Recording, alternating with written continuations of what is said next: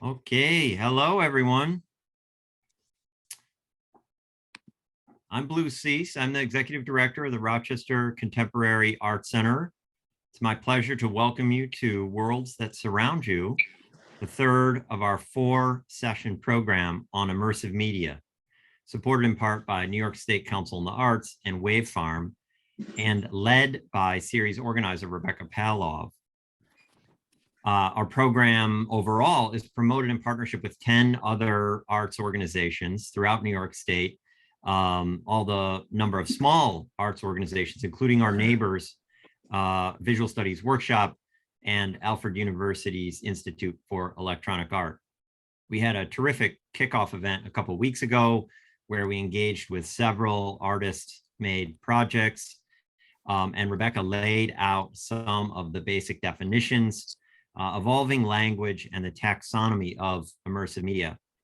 Then Tuesday, just 2 days ago, we discussed artificial intelligence more in depth. And today, we'll continue to learn about virtual reality and how 2 terrific artists, Eva and Sarah, are engaging with immersive tech in their own practice.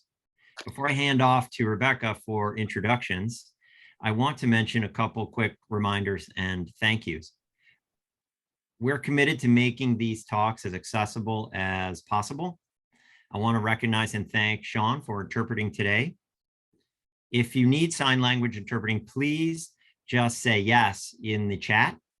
And if we don't hear from anyone in the next, say, 10 minutes or so, Sean will be able to relax and just listen in and participate as an attendee. Throughout the program, if you have questions, please pop those into the chat. And after the main dialogue today, Rebekkah and I will moderate a few questions back to the artists. Those of you who are new to Rochester Contemporary Art Center, or as we're known in the area, ROCO, we're located in downtown Rochester, which of course is Haudenosaunee land, more specifically the Seneca Nation of the Haudenosaunee Confederacy. We have a rich history in our region, and I invite you to learn more about all of our current and future programs on our website, rochestercontemporary.org. In addition to today's session, we have another program in this series, the final of the 4-part series, on the 13th, focused on AR and mixed reality. We'll pop links to both of those events, our website and the upcoming AR talk into the chat. We'll also link to a terrific website that Rebekkah developed for this project. And I encourage all of you to really take a deep dive and check out this guide that Rebekkah built. I want to also recognize the members of our small team. Jess and Alyssa are on the call today. Katie and Frankie and Carrie all helped to promote and administer this series. It took a lot of promotion, and we did a lot of outreach specifically to other arts organizations and arts councils in our region. It's really the goal of this overall project. I'd like to just quickly mention our current exhibition here is an art sale and benefit for the people of Ukraine in partnership with Rock Maidan, and that runs through September 17th. And all of our exhibitions and programs here at ROCO are supported by the New York State Council on the Arts, by Farish Foundation, Monroe County, the Mary Mulligan Charitable Trust, and about 1,000 other members who make a small annual donation to support us. And if you're not yet a member of ROCO, please consider joining and supporting all that we do. And lastly, I really want to effusively thank Rebekkah for terrific work on this project as an organizer, as a curator, as a researcher. It's truly an incredible service to the field and to the New York State art communities that we are specifically reaching and engaging through this project.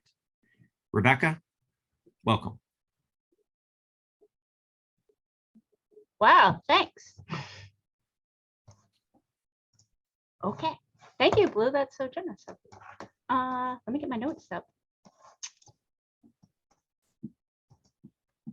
Welcome to our second session, everyone. On Tuesday, we discussed AI, artificial intelligence, which is a background technology used in immersive media.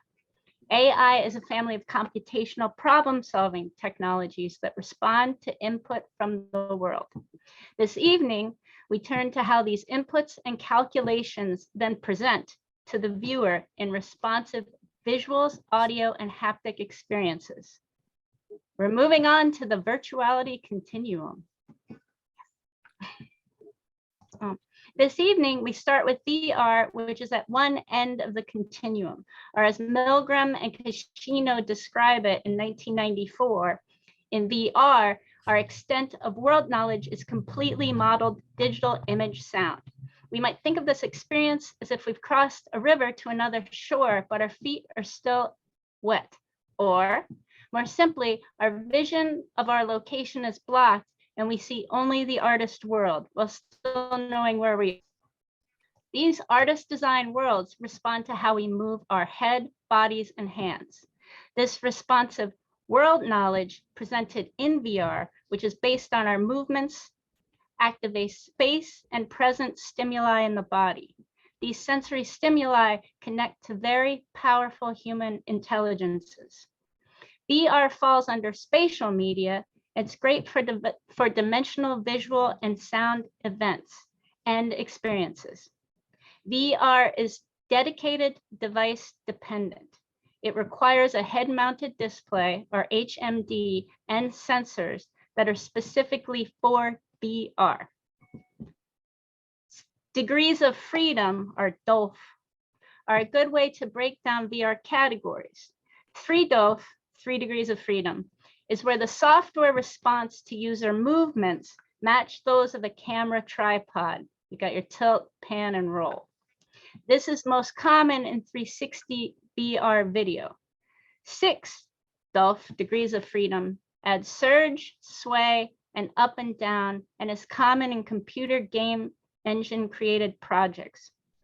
Though being in a completely modeled world would at first seem necessarily an isolated experience, social and web VR projects and platforms extend the modeled world so that multiple users are in the same space.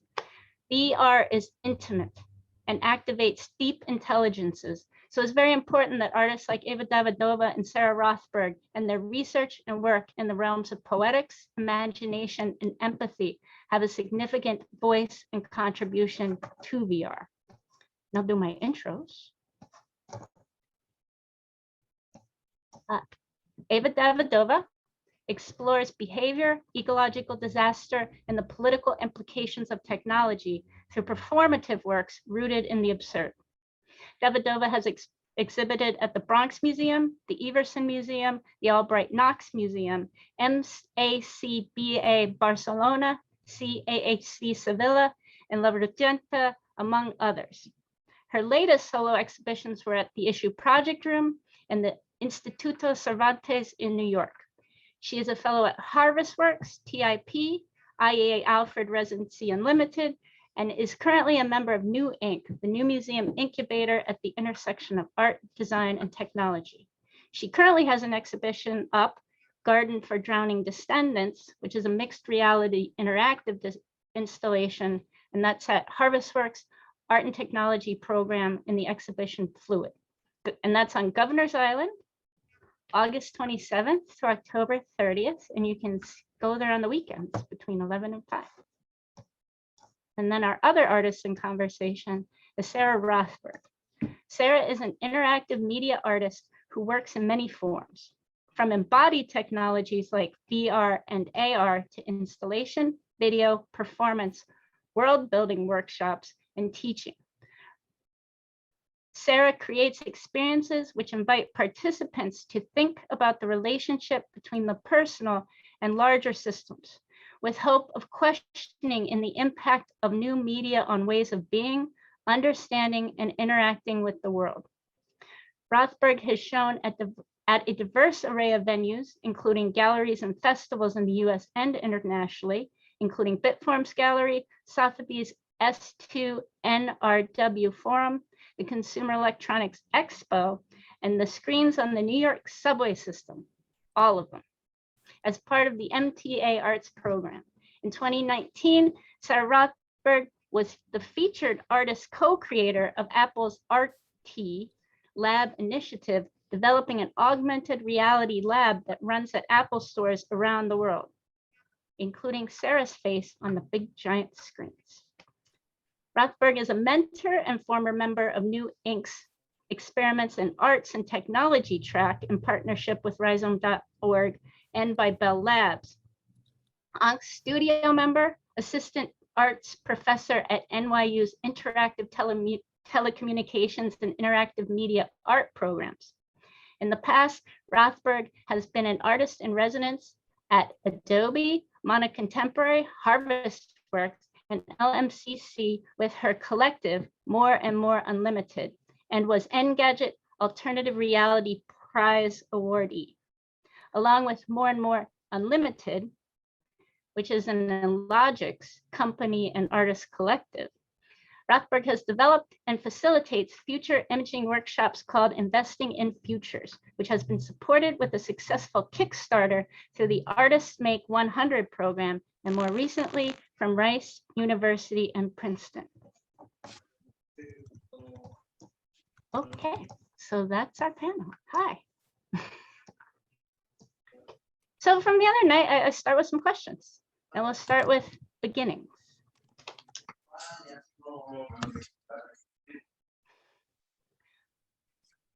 How was working in this media first seeded? What was that exposure? How did you take it from intrigue to making artworks? What's the story? Eva. We start with Sarah. Eva, is your construction still happening? Oh, you're on mute. You're on mute. Just for a few more minutes, I think, but could be okay. Okay. Well, I can start if you like. Well, first of all, thank you for having me at this event.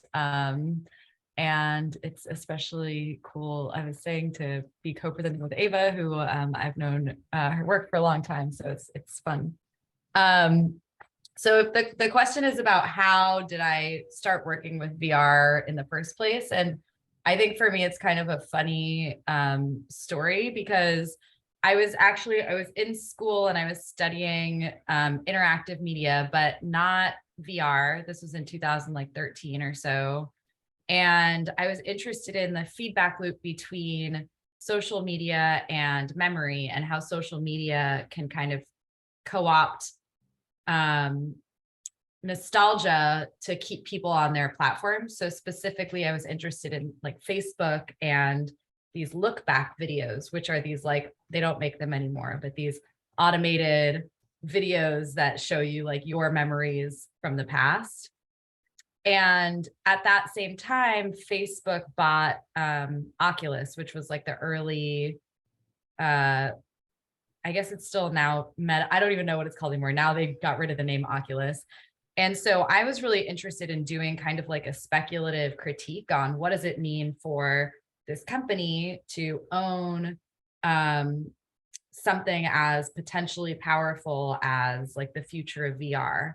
So I started working with VR from like a critical perspective, and I made this piece, which was a recreation of the house I grew up in out of home videos. So I took all the home videos that I had, that my dad had taken, and I spatialized them and I turned them into a house that you could walk around in. And then I peppered in like Facebook advertisements, and I was like, what is this going to be like? And it's really funny because, you know, moving forward, I've seen that Facebook and Meta really have kind of come forward as this like really, I'm gonna say like oppressive force in VR.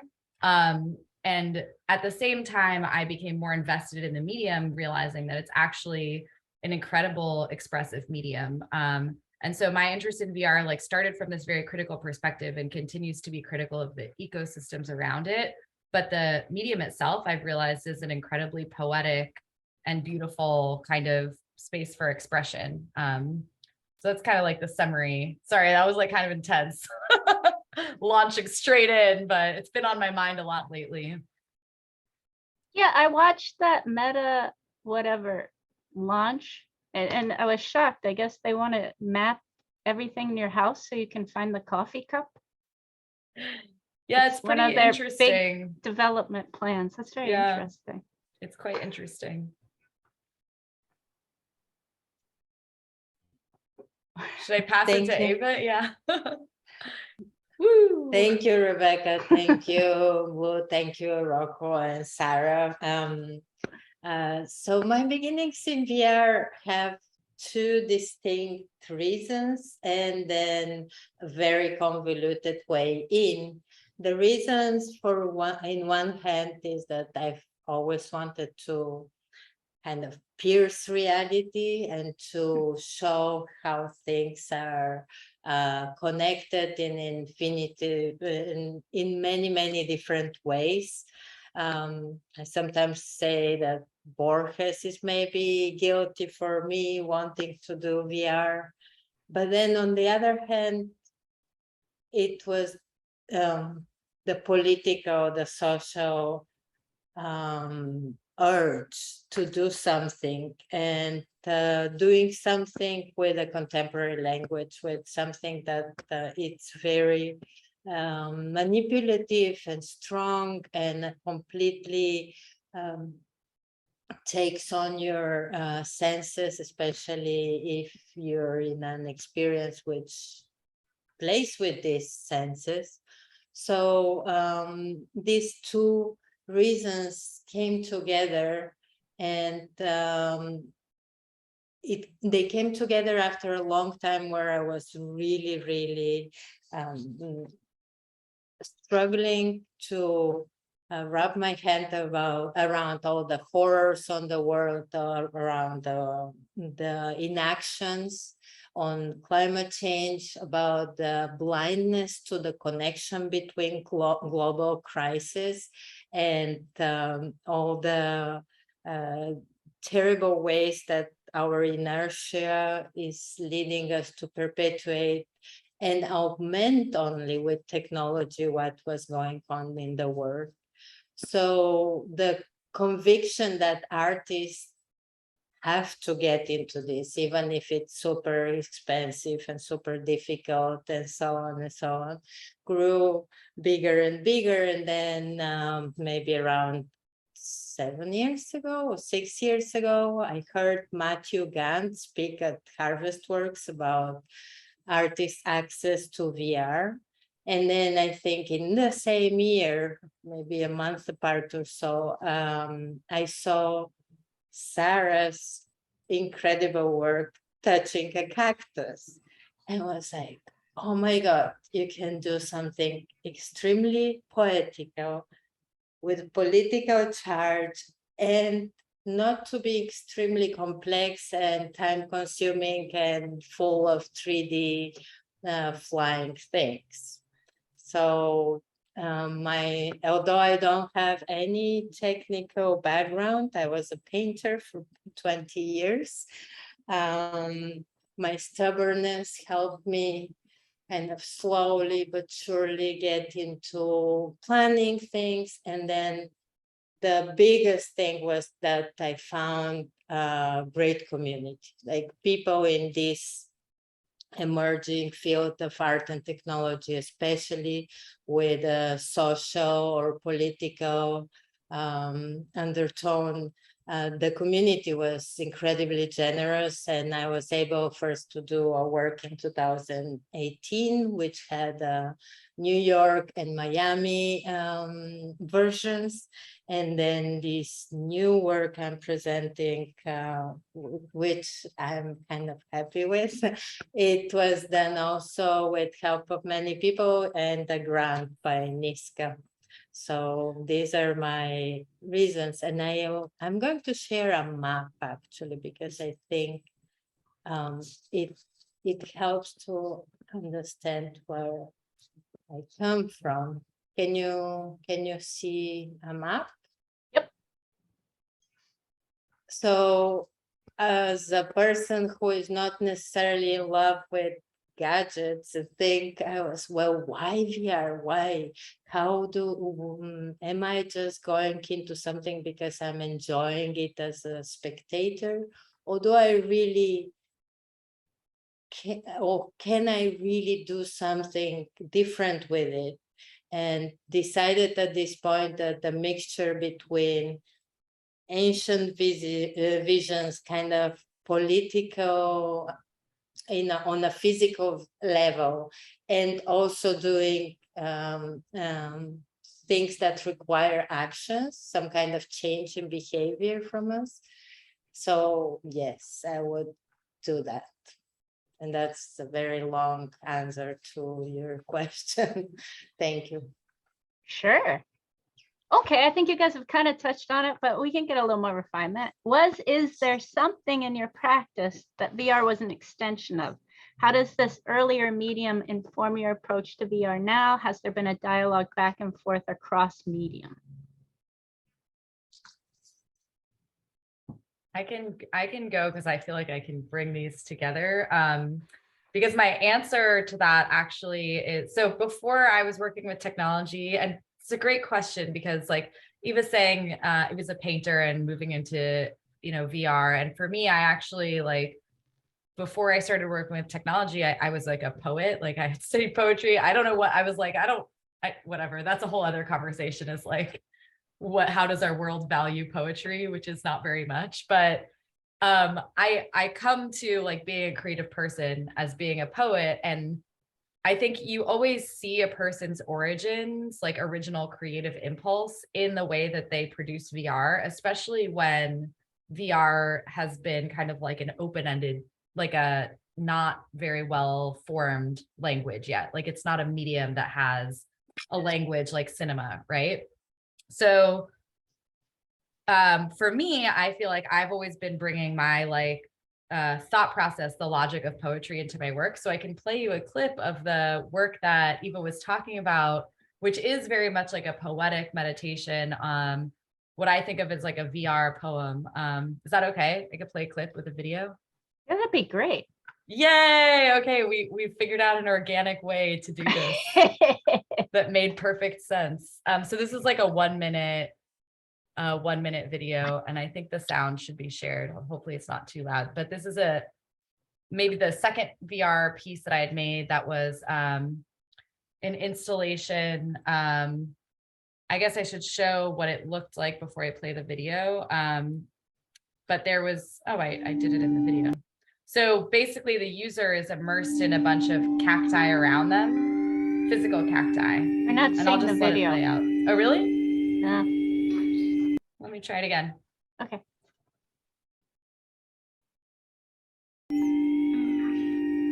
How about now? Yep.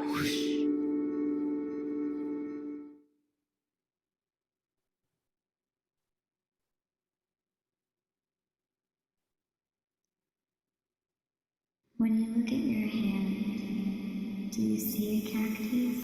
What's the effect of an action? Do you remember when you learned what it meant to touch a cactus? Do you remember when...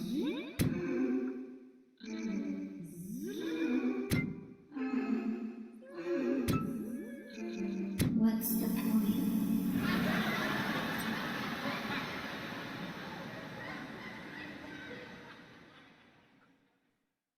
So I can tell you a little bit of the way that this piece worked behind the scenes. Like I mentioned, that I was very stingy with the installation. I didn't have a huge budget, but I ended up getting these like 40 small cactuses to surround the user. And that ended up becoming part of the story of how is it that we can sort of think of VR as this like short circuit between reality and the physical, and how much is VR something that removes us from the physical. And so within this piece, there's 5 scenes and they loop.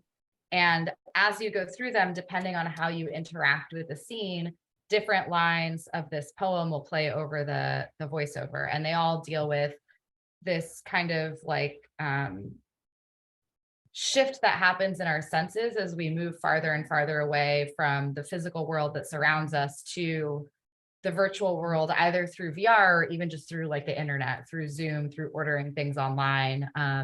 A joke in this piece is that I actually ordered these cactuses on the internet and they arrived at the gallery, and I thought that was so strange. So one of the lines of the poem is like something, I don't know, something like, what does it mean to order 40 cactuses online or something? And they're around you. It's these, I actually still have a couple, most of them died.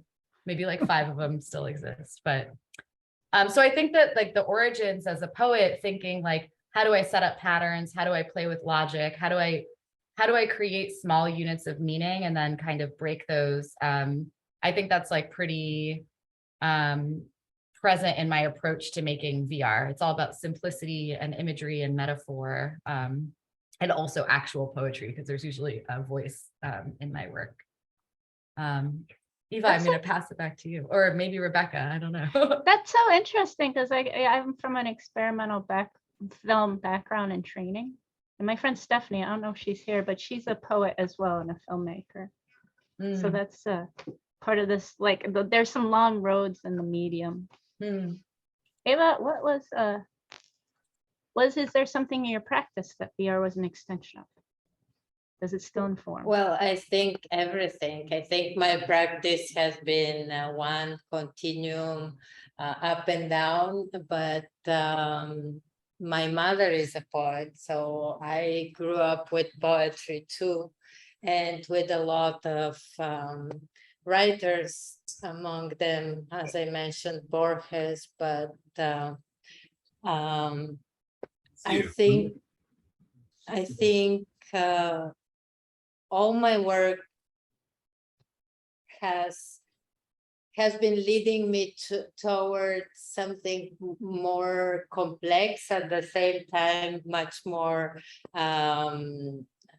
left to chance, in a sense, because I work with more and more people, and what I love to do is to collaborate, not only to hire people or to ask for things, but to really collaborate. So in one hand, it looks like there is more and more and more, but on the other hand, it's also the enjoyment of the world, how it unfolds and how people work. So for example, in the first installation, the VR installation I did, let me see. It was a mixed reality piece because there were prints in the space around, but above all, in the VR, I invited the people who worked in that space to participate in the VR, and then I used the same space both in Miami in the Moore building and here in New York. I used the same space, but transformed it both in the physical and in the virtual world. And in this way, there was a little bit of slipping of the foot of whether you're in one reality or the other, and wet, but with a strange liquid. I'm picking up on your example.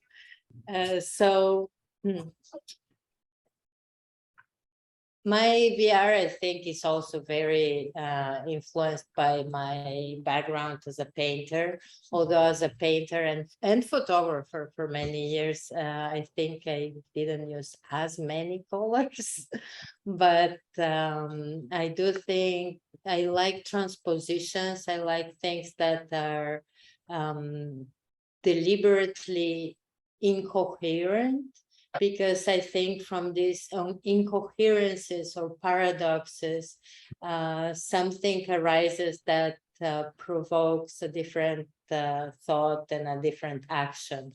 And one of the thoughts which was leading me then was this quote from Karen Barat: "Agency is not held, it's not a property of persons or things. Rather, agency is an enactment, a matter of possibilities for reconfiguring entanglements."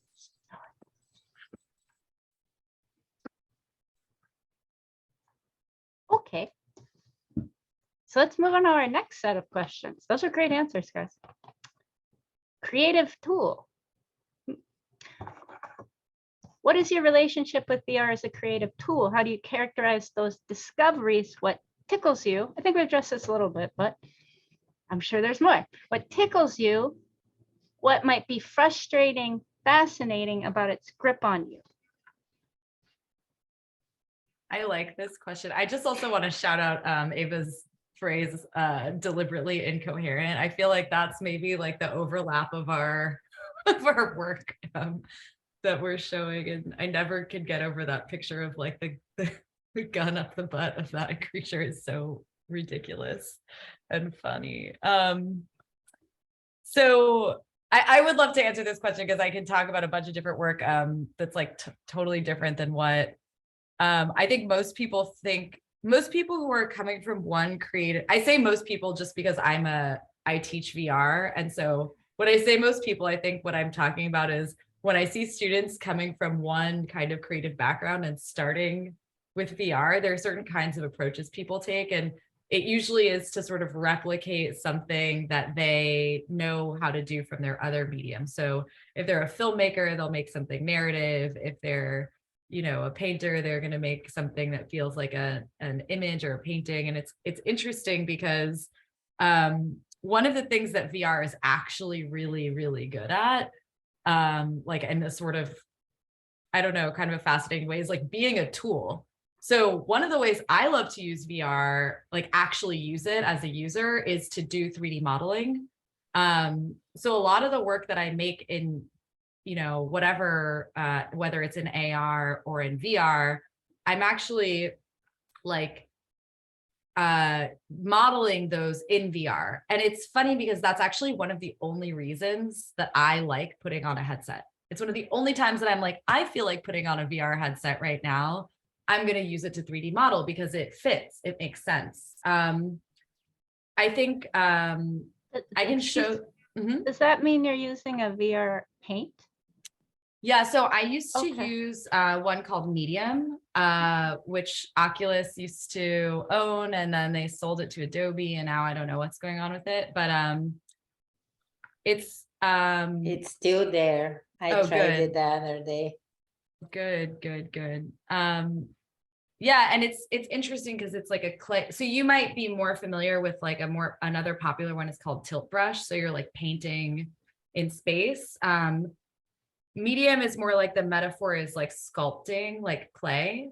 So I like to use that to make my models. And then I'll show you some images of a project that uses VR as a tool in 2 different ways. If that's okay, I'm gonna share my screen again. This is a project I'm really excited about. So I have like any opportunity to share it is fun for me. But basically this project is called New Meetings. Usually at the beginning of the meeting, I like to ask, I'll play a second of it. If there's anything you want to like agree on for how our meeting could work. So for instance, like I would like our meeting to be one where, you talk and then I talk and we like listen to each other and build on what each other is saying. I'm game for that. I think meetings in general always have these directions, there's agendas, there's a run of show. I think in this case, I'm excited to understand that if I'm an avatar and I don't know you, you don't know me, what other kinds of conversations we might have. So I feel like I have to stop and explain what's going on here. Basically, these are 2 avatars that I modeled in that 3D fashion. But actually, at some point in the last year or so, I stopped making VR installations because I didn't like how inaccessible it was to the audience. And especially after COVID, I was like, no one's ever going to want to wear a headset in public ever again. Like that was gross. And now it's extra gross. But apparently people still do that. And I don't know, maybe I've done it a few times since then, so who knows. But what I became really fascinated with was this idea of using the VR headset as a performance tool. So what's going on in this piece is it's sort of set up like this, where I'm in the headset and what you're seeing is what's on the screen.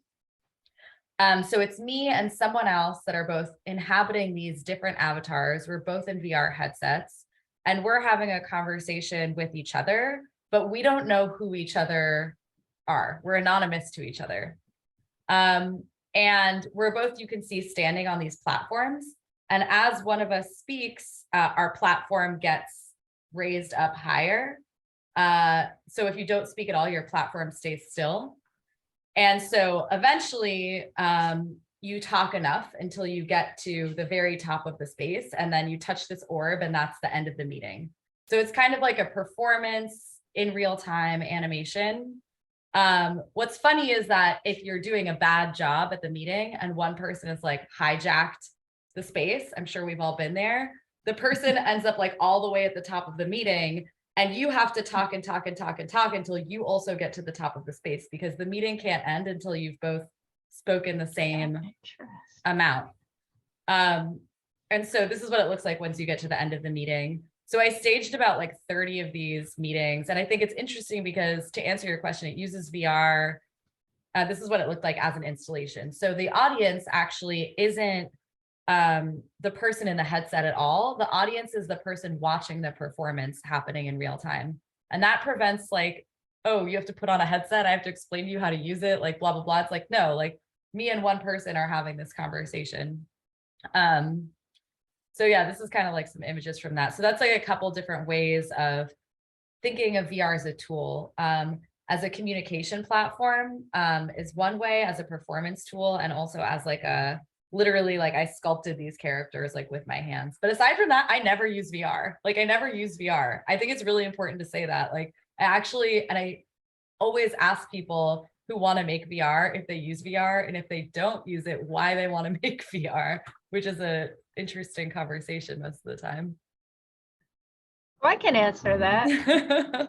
I make some stuff for VR and I don't use it. I have no interest in it because I just have I make stuff on computers and via computers, and I just like solving things on computers. And to answer my own question, I love the frustration and the sort of mode I get into, like, wait a minute, this isn't it. That isn't it. I just very much enjoy that. I like the I don't know.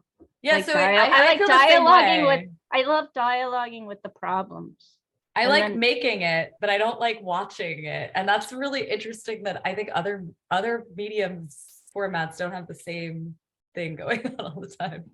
As always, I have to be amused by it to continue. Ava?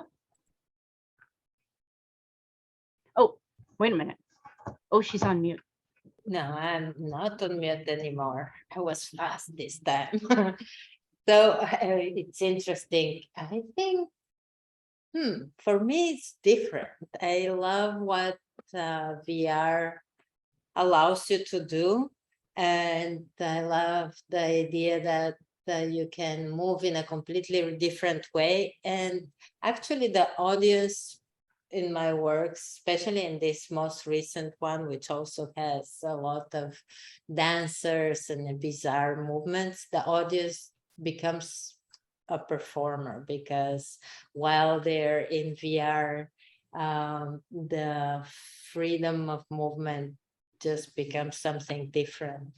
And I don't like sculpting in VR, although I love sculpting on the computer. Sometimes when I'm anxious, I just take a virtual ball of clay and start making avatars or animals like the ones you saw.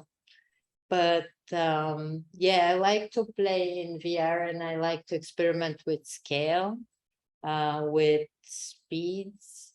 For example, in the last piece, yeah, it was kind of hard to convince my collaborator to make some things giant and another to come really close to your head, because he would say, well, this is, you're going to cross it. And that's fine. Exactly. That's what I want, to enter this animal or whatever.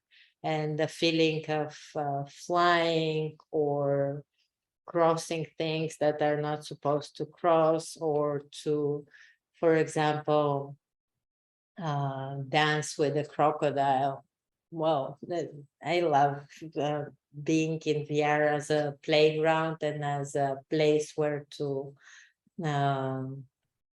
experiment, maybe find new ways of sensing things. I don't think we have to stick to the audio and haptic. I hope the inherently technological capacities of sensing through data, through electromagnetism, through waves, through all kind of different things will, I mean, I am working on that idea of adding different senses that maybe are animal senses, maybe they're octopus senses, whatever. But yes, I'm very interested in that. Wow, that's fascinating. Maybe then I should just move a little ahead on our questions. The creation of VR narratives. Okay, your thoughts on stories about VR, such as delivering enhanced, extended, full body experiences and an embodied social network sociability. So a way to extend your body through these experiences, or also to have like a network experience that you feel with your body, that could possibly free us from location and longing. Will it offer modes for mental self-improvement? Can this bodily immersion bring about more meaningful appreciation of culture and diversity? There's a lot in this. And or environmental understanding. Could it be a way to advance health in society, or the converse? Might it lead to more intense feelings of harassment, harm, loss, agency, and feeling subject to coercion? Any thoughts on any of these narratives? I know there's a lot, but I mean, I feel like there's so many and I could like respond to any of those ones. Maybe I should just like kind of randomly choose one. yeah, that'd be perfect. Because there's so many floating around. I mean, I don't know if this has become blatantly obvious yet, but I am by no means a VR advocate. I think there are certain things that it can be very interesting for in terms of enhancing our ability, like sculpting, I think is interesting. I think things like art is actually a wonderful use of VR. I think that like for therapeutic context, it can be quite interesting. I think applications like Google Earth like are interesting for perspective shifting. But when I think about like a future where we're more online and we're more embodied in a virtual space, I just immediately am like, why? And none of the whys are good. It's like, I'm like, oh, is it because we don't want to go outside anymore? Is it because we don't want to be connected to our local surroundings? Is it because we're displaced? Like, I've yet to find a reason where I'm like, oh, the world in which VR is like a total experience is a world that I want to be in. I haven't found a compelling narrative there. And I think it's sort of intense because when you look at like Meta, to bring them up again, like when you watch that video of Mark Zuckerberg being like, this is the future, this is like, you know, it's never like, wait, why do you have to play chess with your friend in a public park in VR instead of meet them in VR? Like, it's totally detached from our like sensory human experience. At the same time, I do think there are these moments where VR can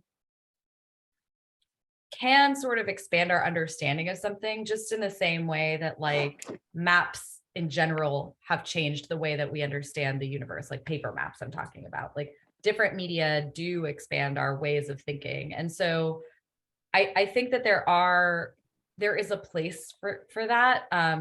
But I think that the sort of social media and VR like marriage to me feels, and total embodiment feels mostly like dystopian. I do think it'd be interesting to hear also from Eva, like from you, because I think that you have maybe like a more I don't want to say positive, but I think you have a more sort of like I think you have like a way of celebrating the parts of it that are kind of transcendent. that I like to hear, like to remind myself, like there are these parts of it that are really compelling and you can do like really special things that change your perception of the world. And I only spoke to the negative parts, but I do think that those exist as well. So I don't know. I basically agree with you, although it probably with the different set of things, but the reason I started in VR was because I felt that if TV and news and entertainment is manipulative, VR is like 1,000 times more manipulative because it really gets under your skin.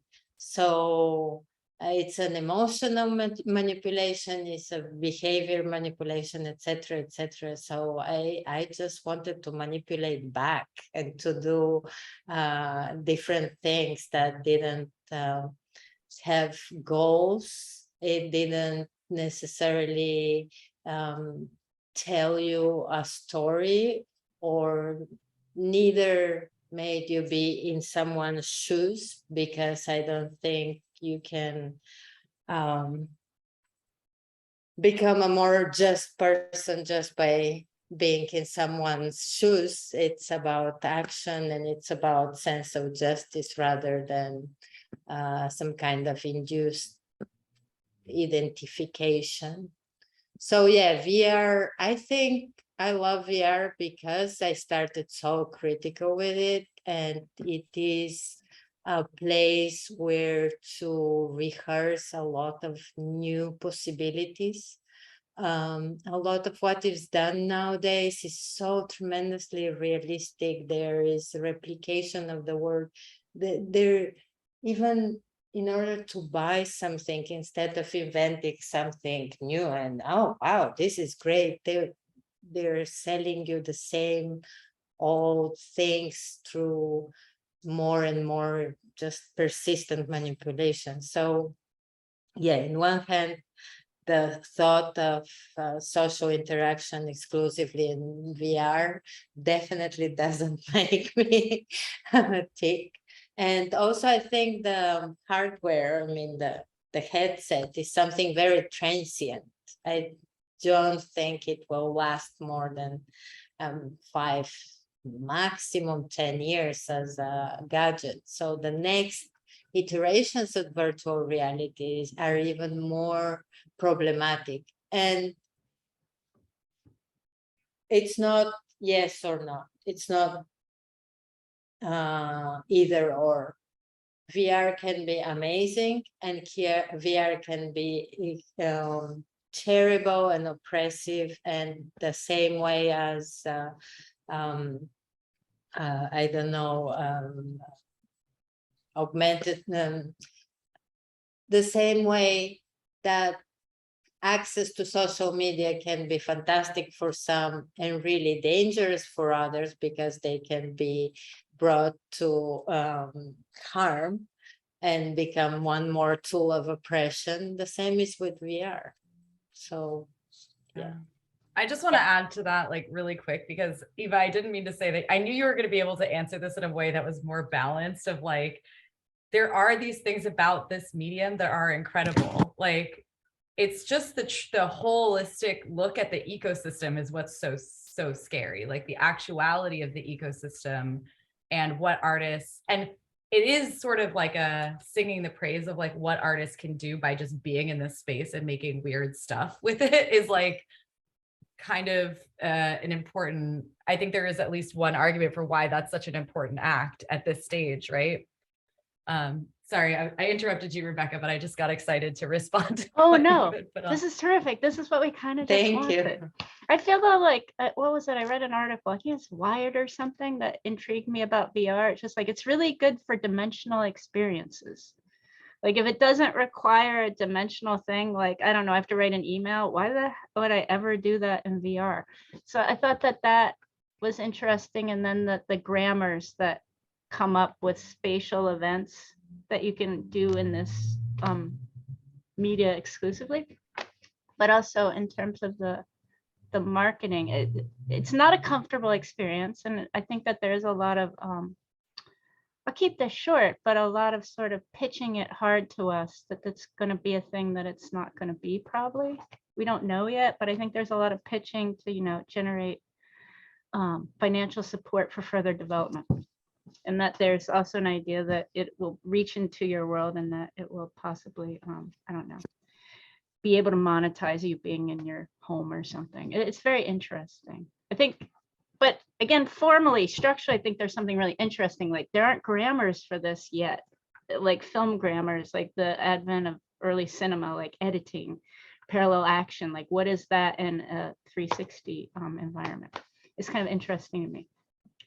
Yeah, I kind of went off in a different direction. Apologies for this, but curiously, I've never considered myself somebody who creates narratives.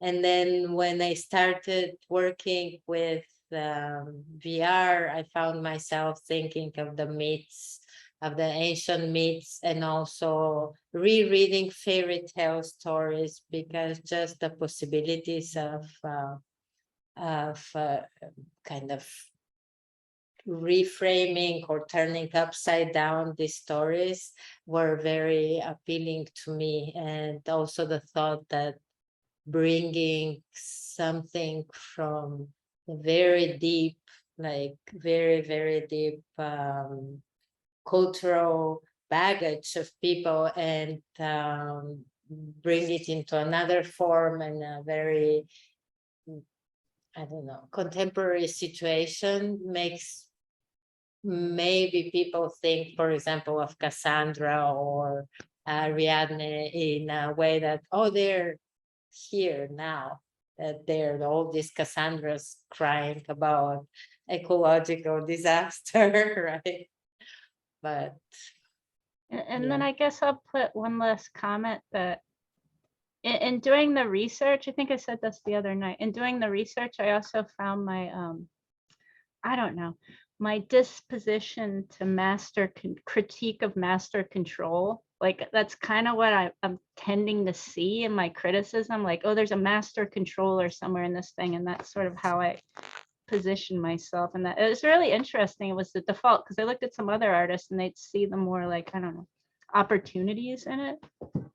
I think that was an interesting realization for me in my research about my positioning in it. Okay, so then back to XR narratives. Does your work play pranks, undercut, seek to expose, or engage or promote these narratives, or should it? Is the medium the message? Will VR create social creative environment by its presence? Is then literacy a good approach to these stories around VR? Oh, do you think it'll bring us, I think we kind of answered this, but why not say it again? Do you think it'll bring us back to the world or further from it?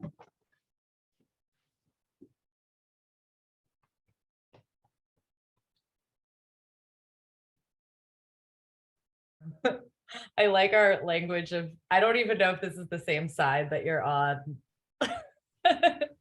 on the Zoom grid, but I like our passing to each other. I'm not sure. I think I may have lost the plot a little bit on the question, but the question is about, I like the thing that you're saying about playing pranks.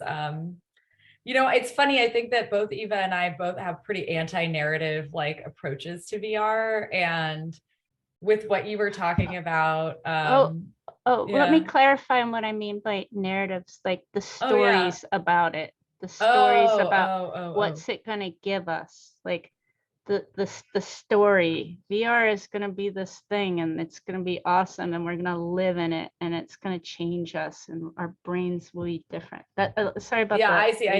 Well, I mean, I think it's all cool. I think it's totally interesting anyway, because it's like there are obviously a lot of people working with VR who do also make narrative. And I think that's one of the things that it doesn't do very easily. And so it's funny because it's like one of the narratives about VR is that it is a platform for narrative, which is like funny because it's actually not. It's like, or it could be. And I have seen some people successfully pull off narrative, but it's kind of like what you were saying, where it's like, here's the story. A story is a framed experience, right? And a VR environment is an experience that you're having, and maybe you might tell a story about it afterwards. So narrative and VR environments don't, like, in my mind, very easily at least fit together. Like in the same way that there's a difference between an experience and a story, right? So like when I think pranks, on the other hand, is something that you could really do super well in VR, right? Because you can trick people, you can, you can make a situation where something unexpected happens to you. And then later you go and you tell your friend, oh, I was in VR and this like funny thing happened to me. Another comment on this like narrative of what VR might bring that I thought kind of related to your comment about space. I'm gonna blank on the name of the person, but they're a UX researcher who works on VR. And back when I was like first getting into VR, I was actually working in like a VR startup, and we were trying to invent all of these UI, like ways of doing UI in VR. And I was watching this video, UI as in like user interface.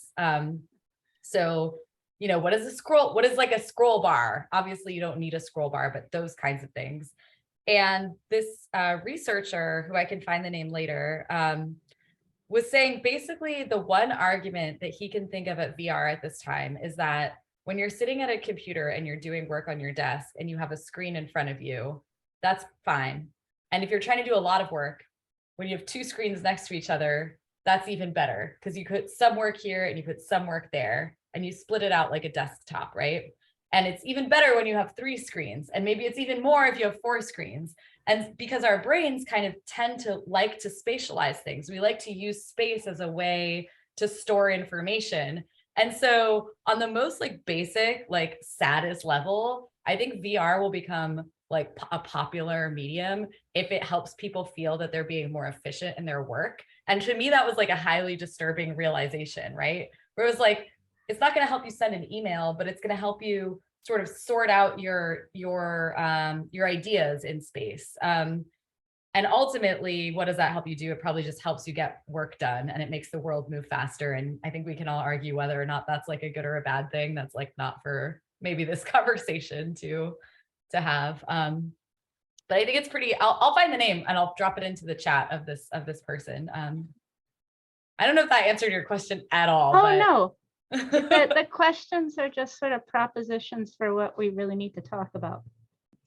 Yeah, Ted Nelson, the Ted Nelson gave us HTTP and Project Xanadu. The internet was supposed to be 3D, and that's a forever ago. That would be the way that we go into information spatially, like deep link. Instead of opening tabs, we would spatially go through it, and that's fascinating. Eva, did you have anything to add? Well, yeah, well, I think it is super interesting, this question, because there are a lot of impositions in the narratives of VR, and one of them is what you were saying, Sarah, about the capacity to tell stories, etc., etc. And the other thing is the capacity to promote empathy. And another one, which I think is not only like bombastic, but also it could be dangerous, because many organizations, instead of doing some other action, may decide to do a VR experience that will convince everybody to donate to that cause or something. And I think VR is a great place to elicit emotions, sensations, and kind of subconscious bodily understanding that reality is not set, that you can change things, and that maybe you can rehearse flying or do actions or travel, or etc., but not necessarily is always informative or I don't know, educational, not always. It can be extremely educational, but not always. Okay, we're moving along. Yeah, that's very interesting. I think the body and space is coming through over and over again as sort of the key ways that artists are working in it.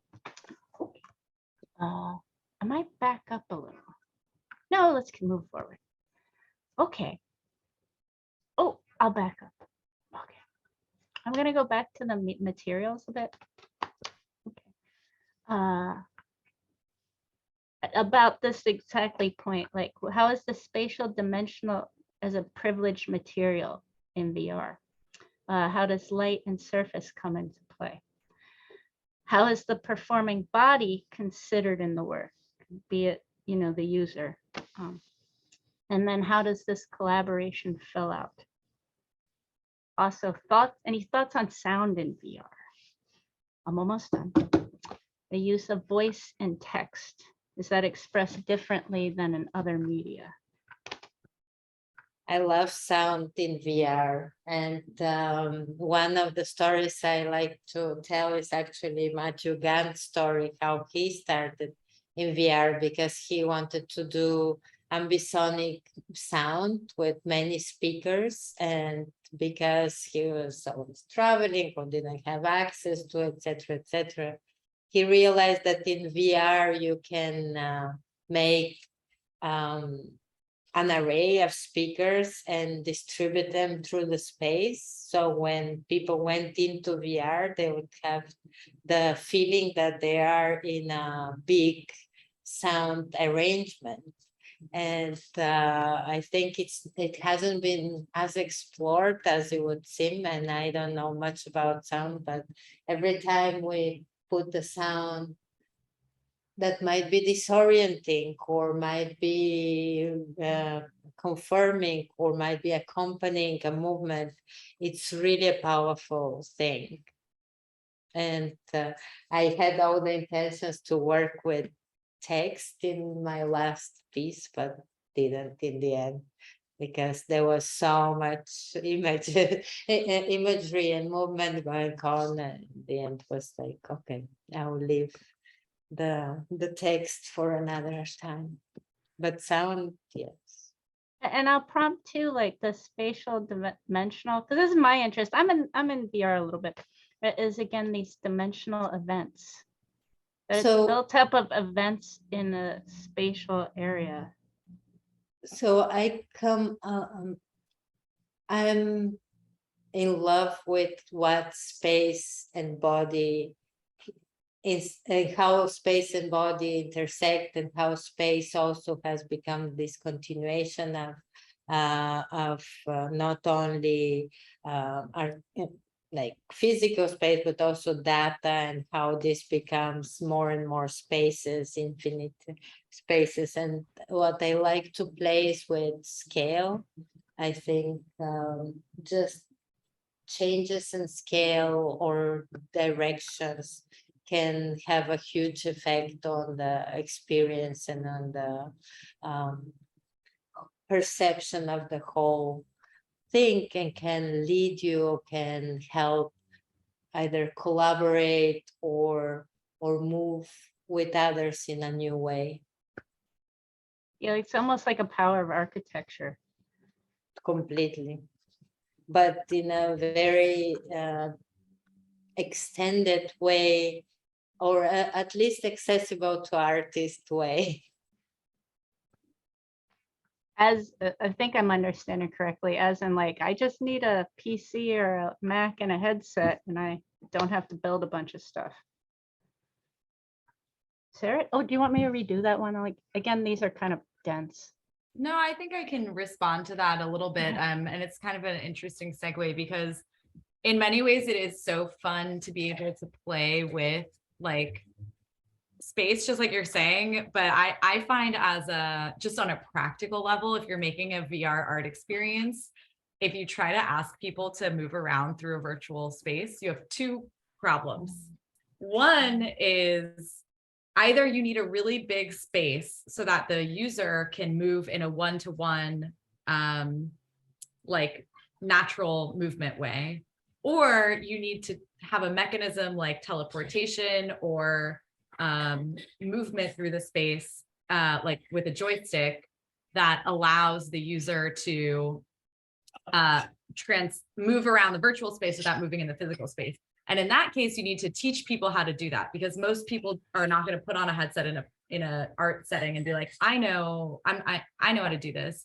So I found that when I make a VR art experience for the public, I never make the user have to move through virtual space, like except for their area or immediately around them, because it's too complicated. But I have become super interested in the ways that like a user looks while they're in the space. So can I play one more video? I have like a piece of it. This is actually up right now in Canada for like 2 more days. But this is an installation for a piece called Water Without Wet. And hold on one second. And in this piece, there's 2 screens, and those are visions of the inside of the virtual world from the out, like from an exterior perspective. So imagine like 2 virtual cameras. Can you see my screen? Yeah. So the user stands in the middle. That's where the little headset is. And there's 2 virtual cameras that face the user in the space. And so as they are moving around inside the space, they're creating these like canvases on the outside, but you can also see the person moving in it. So I'll let the video play and then it'll make more sense.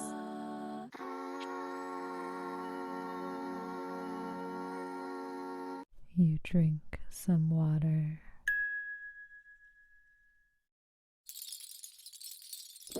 Can you feel yourself as something else?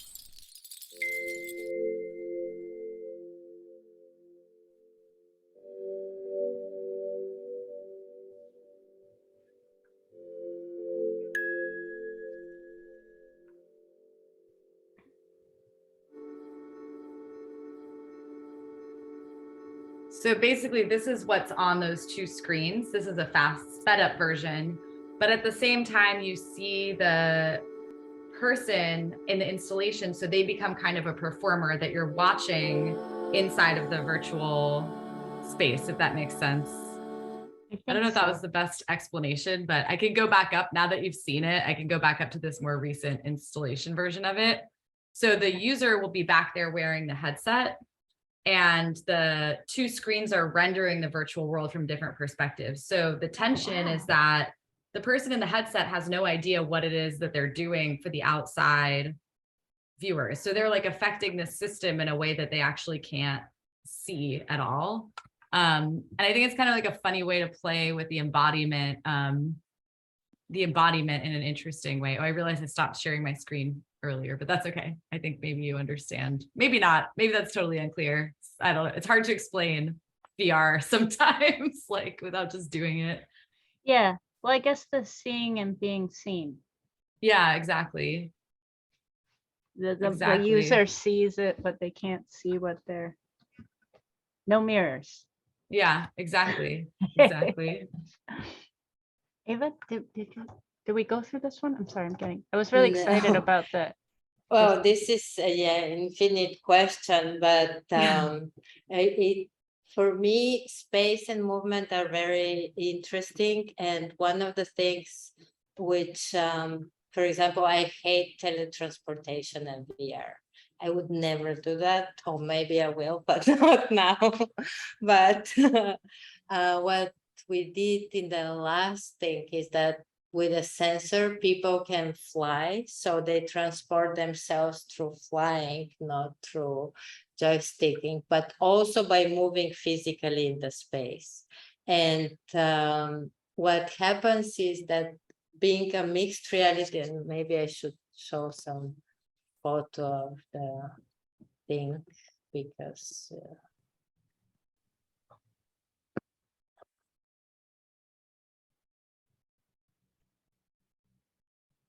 sorry, this is a very recent video, but at least you'll be able to see something.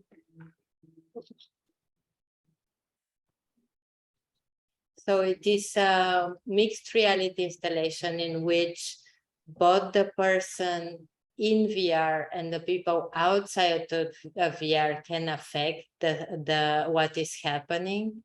So for example, if this girl is watching underwater, people see, but if someone is flying outside of the VR headset, she will fly as well.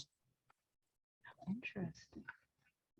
And for me, it was very interesting to see how, if it's possible and how it feels if you think you have the control of the piece, but actually it's the people around you who are controlling the flying or the interactions with the crocodiles, etc., etc.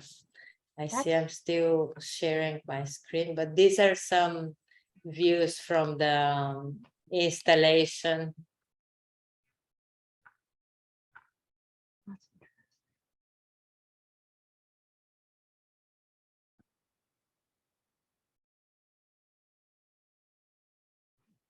And the sound changes if you're underwater or above water.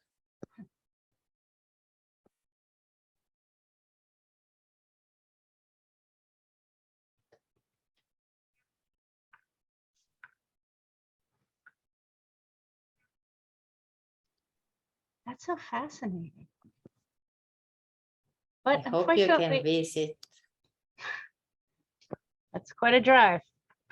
That's the one that's in Governor's Island.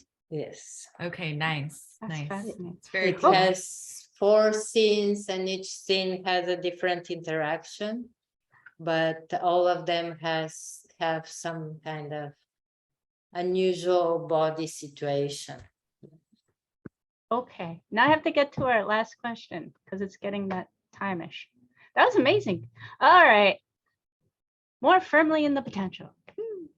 I'll yak this one out a lot, but we'll get the general idea. So the initiative is to position New York arts and arts cultures more formally into creative, cultural, and cultural enriching potentials of VR immersive forms, especially in communities that historically had been blocked or had limited access. In keeping with our discussion from Tuesday, how do we move from expressing concern to action followed by results? This is an initiative to engage and then how to deliver immersive media to our communities here.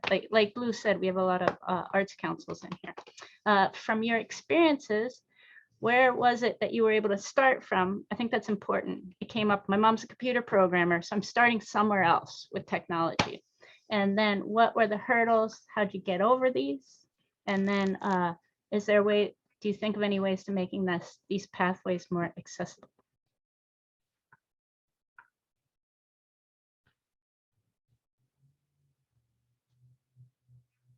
I can jump in and say, I think that like, it's interesting because there are so many initiatives out there by the companies that produce VR creation tools. Like, Unity is like a game engine that I personally use Unity. And it's, there's a lot of tutorials. There's a lot of,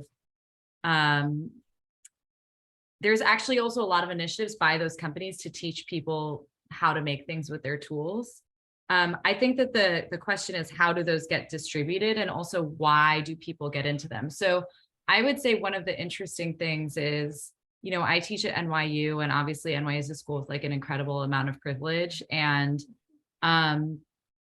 when I ask like this, there's students who are very excited about getting into VR there. And again, there's this kind of like disconnect because there isn't a VR industry, but the VR industry is really held up by the companies that make VR. So like Meta, let me rephrase it. So Facebook/Meta, to like just continue my journey about talking about them, is they want VR to happen, right? Because they're invested in it. And so they're invested in making it look like this is this big thing, but really, where are the VR jobs? Actually, most of them are at Meta. So it's this like weird feedback loop where there are, I don't know that the information actually isn't out there, but it's about who takes it up and why, like who is interested in learning these tools and why. And it might be more sort of like attractive to people who are working in this tech field already. I do think that there are a lot of opportunities for doing like also sort of more DIY like creation. There are, I think that like Adobe, this is not VR, this is AR, but I think Adobe Aero has like a pretty great, like pretty simple platform for AR making, which is called Aero. But at the same time, Aero is part of the creative suite or whatever it's called. And the creative suite is like $300 a month or whatever. So although it's accessible from the standpoint of like, it's not difficult to make things for it. It's all, you can make it all on your phone. Maybe the software itself is not that accessible to like in terms of, it's cost prohibitive to have the creative suite. So I do think if there was like, as far as institutions trying to support people who might not feel like they have access to this, like there are ways to intervene in software, and there are ways to sort of like paying for software, institutions that are paying for the actual cost of things. And there are also making spaces where teachers are able to like, teach people. But the bigger question is, why aren't people interested in it? And I think it's because of the overall system of like, well, who's interested in VR in the first place? Like why I don't know, I'm not doing a very good job in explaining this. In full disclosure, I feel like I need to say at this point, like I have COVID right now. I feel like I'm doing a bang up job, like given that, and I feel pretty fine, but maybe losing my train of thought a little bit at this point. I do think that like there are tools out there that make it that are sort of accessible. Like Unity is sort of accessible. There's online tools like Mozilla Hubs. Actually, Mozilla Hubs is actually deprecated, which is interesting. But I still think having spaces where there's someone who's there to like say, hey, this is how you do this. Here's how you open it up. Like, I think that's actually really important as well.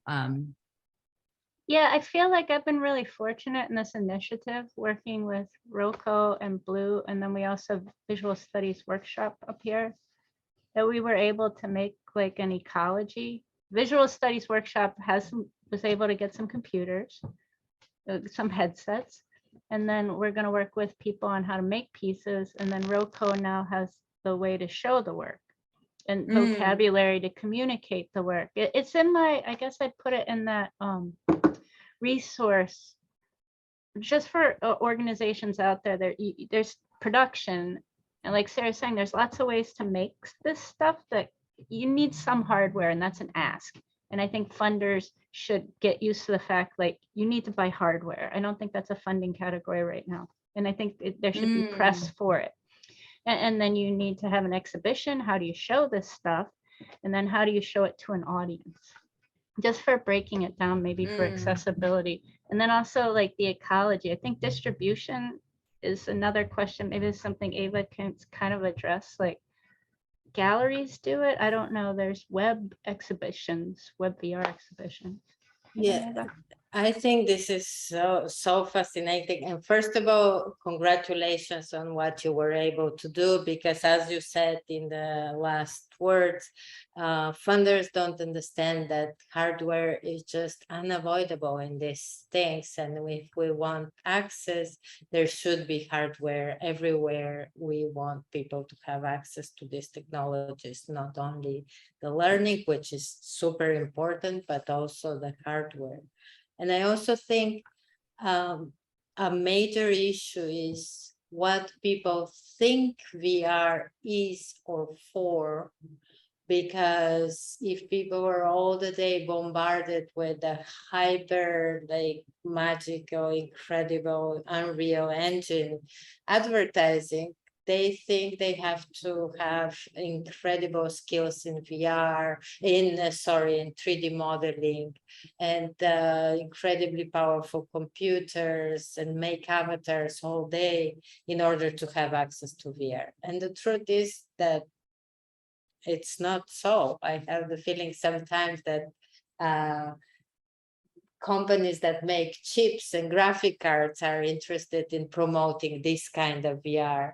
But if you take like the kind of super effective and beautiful VR that Sarah makes, you don't need all this. It's or Matthew Gant, for example, or many other artists who use VR as a space, as an experience, and don't need to populate it with all these guns and and 3D avatars. But Oh my goodness. so No, this is so great. And now we're getting to so many things. And we have to take a couple of Sorry. questions. Blue, I can't go through the questions.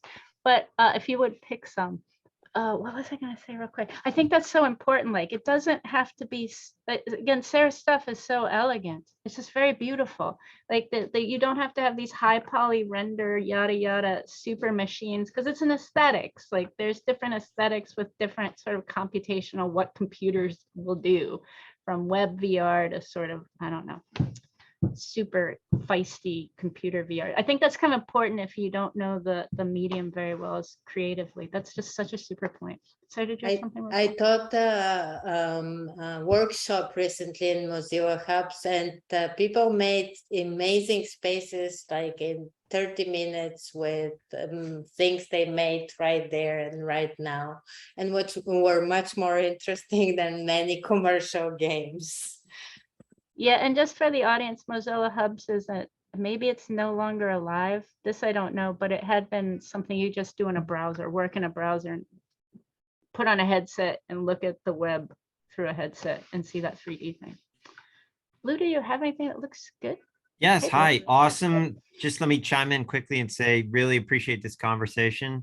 I feel like I know that everyone listening in is learning a lot and really starting to, tease apart our analysis of this new technology.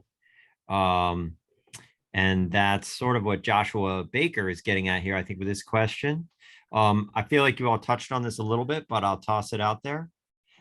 He says, Joshua says, you both spoke to why you were drawn to experimenting with VR, but can you both speak more about what a VR space adds to a conversation or alters about a conversation? Trying to do similarly in a physical space doesn't have. Is it economic? Is it escapist? Or is it something else? What does VR add conceptually to your work?